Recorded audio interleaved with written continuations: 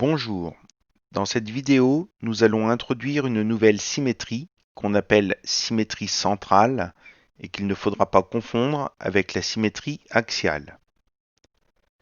La symétrie axiale est une symétrie par rapport à une droite, tandis que la symétrie centrale est une symétrie par rapport à un point. Regardons la figure qui est à l'écran. Nous avons un triangle ABC en bleu et un point O. À l'aide du logiciel GeoGebra, nous allons afficher le symétrique du triangle ABC par rapport au point O. Donc symétrie par rapport à un point, donc symétrie centrale.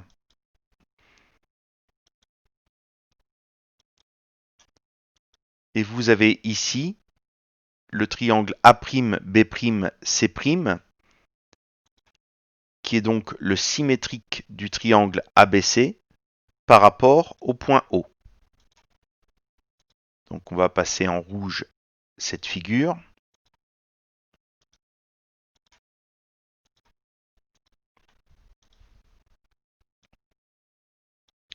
Donc on dit que le triangle rouge est l'image du triangle bleu par la symétrie centrale de centre O. Pour mieux comprendre à quoi correspond cette symétrie centrale, nous allons faire tourner le triangle ABC autour du point O. Donc vous voyez que je peux choisir l'angle de rotation, c'est-à-dire l'angle qui permet de faire tourner le triangle autour du point O.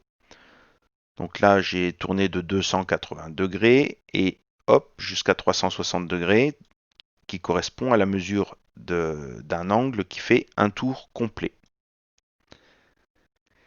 Et on va regarder pour quelle mesure de l'angle le triangle se superpose au triangle rouge.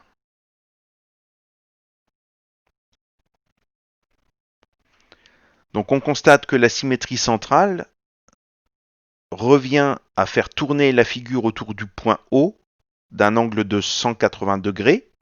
Donc je rappelle qu'un angle de 180 degrés, c'est un angle plat. Autrement dit, la symétrie centrale n'est rien d'autre qu'un demi-tour autour d'un point. Donc puisqu'il s'agit d'une symétrie centrale et d'un demi-tour autour d'un point, donc un angle de 180 degrés, ça veut donc dire que, par exemple, le point A, le point O et le point A' sont trois points qui sont alignés. Nous allons maintenant demander au logiciel d'afficher la longueur OA et la longueur OA'.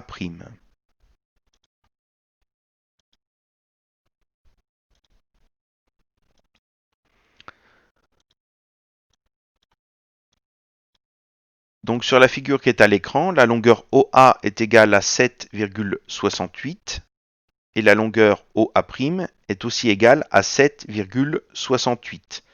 Autrement dit, on constate que les longueurs OA et OA' sont égales.